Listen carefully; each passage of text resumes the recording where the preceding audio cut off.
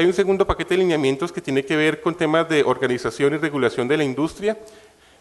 Con ello lo que buscamos en primera instancia es optimizar la organización de la estructura de la industria. Entonces aquí pensamos que es necesario que el país siga avanzando en lo que es el otorgamiento de los títulos mineros a través de la figura de la subasta pública, porque ello permitirá en el largo plazo contar con empresas mucho más sólidas y que puedan atender los impactos ambientales y sociales que están generando en el territorio. Entonces, en ese orden de ideas,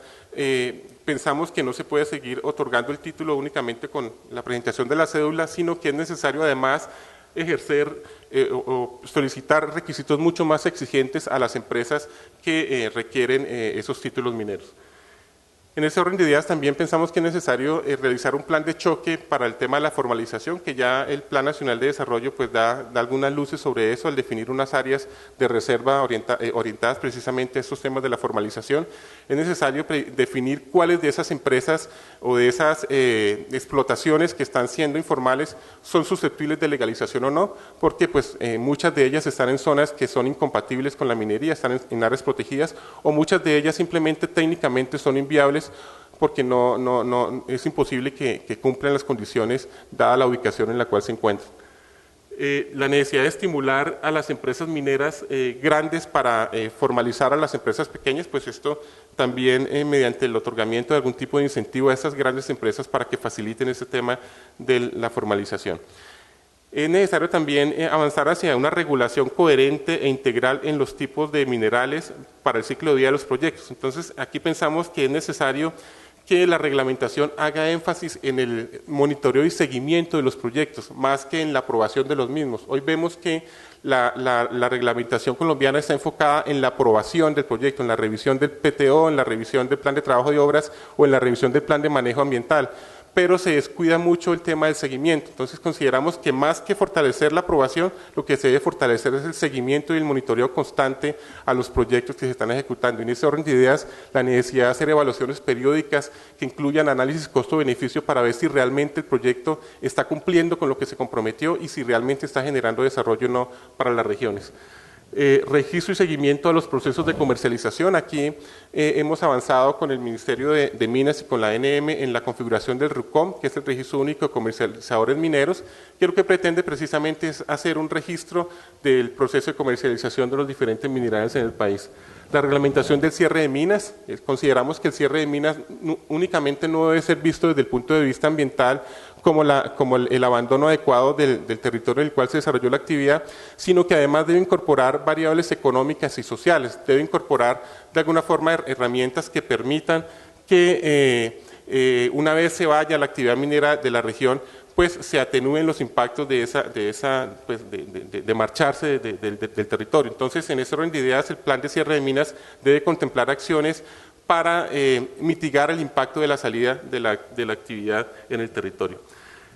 La necesidad de tener instrumentos técnicos para la actividad minera, como les comentaba anteriormente, aunque somos prolijos en normativa, mucha de ella carece de verdadera sustancia, entonces la necesidad precisamente de tener unos reglamentos mucho más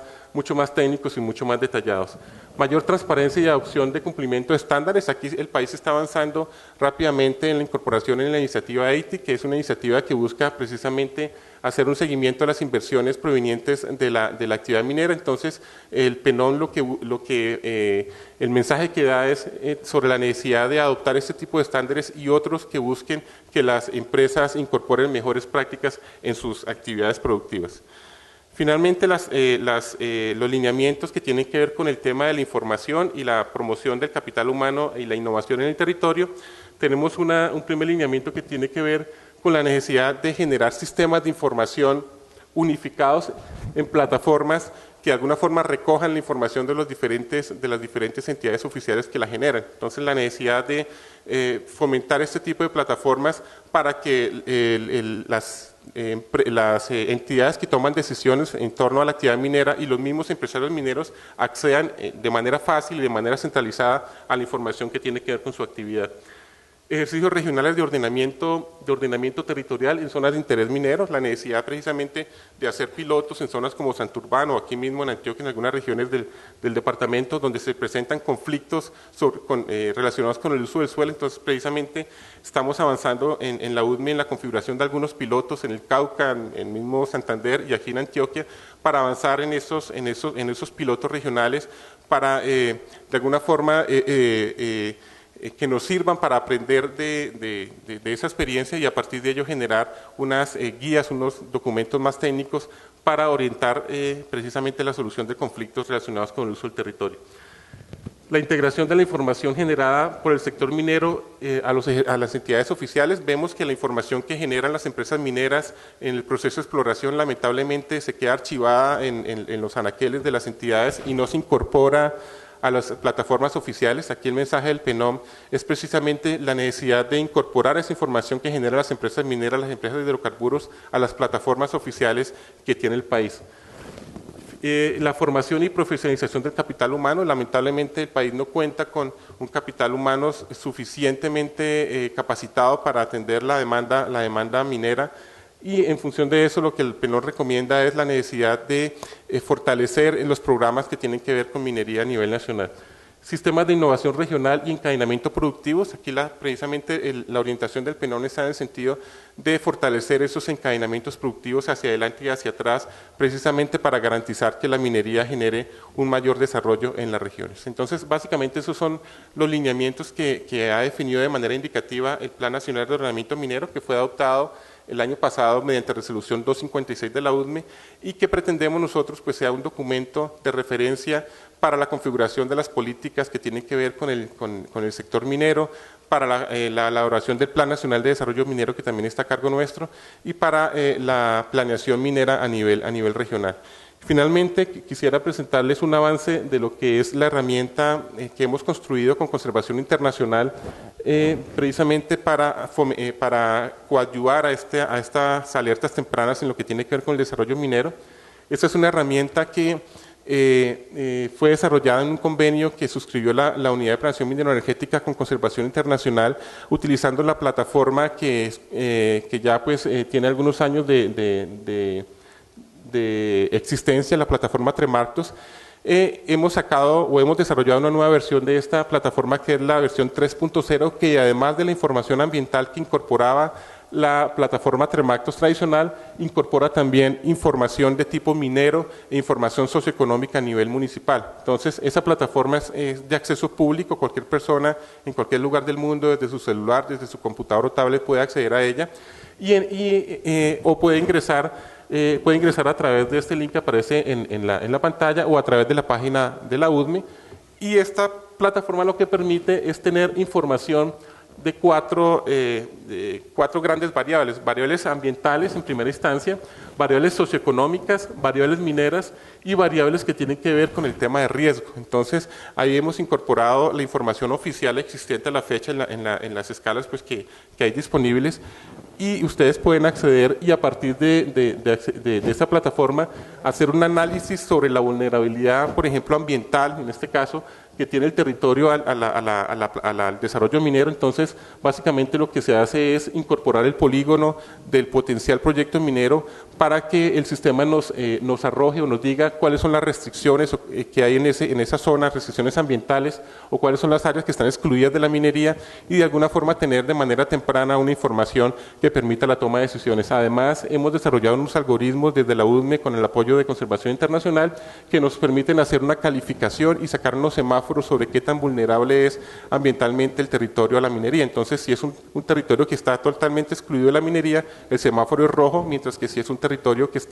en el cual es viable desarrollar ambientalmente la minería, pues tendremos un semáforo verde. Y así como tenemos variables ambientales, también tenemos variables de orden socioeconómico. Entonces hemos incorporado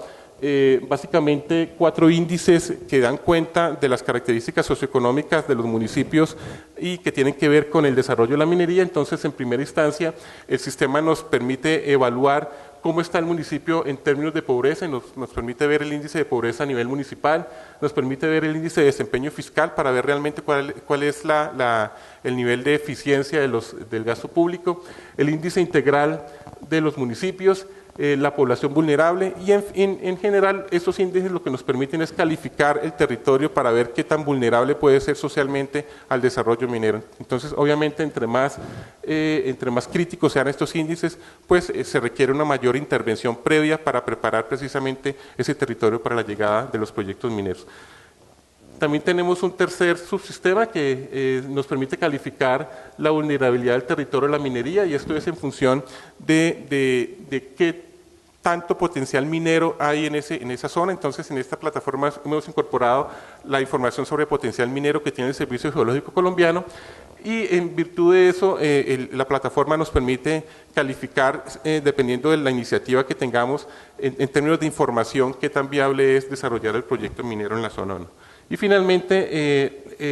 el componente relacionado con la vulnerabilidad del territorio, relacionado con temas de cambio climático. Entonces, esta plataforma también incorpora información sobre susceptibilidad de remoción en masa, susceptibilidad a inundaciones, a incendios y vulnerabilidad hídrica, que son variables pues, que son importantes tenerlas en cuenta a la hora de tomar decisiones sobre proyectos mineros. Esta plataforma ya está disponible en la página que les comenté anteriormente, y pues los invito a que la consulten. Muchas gracias.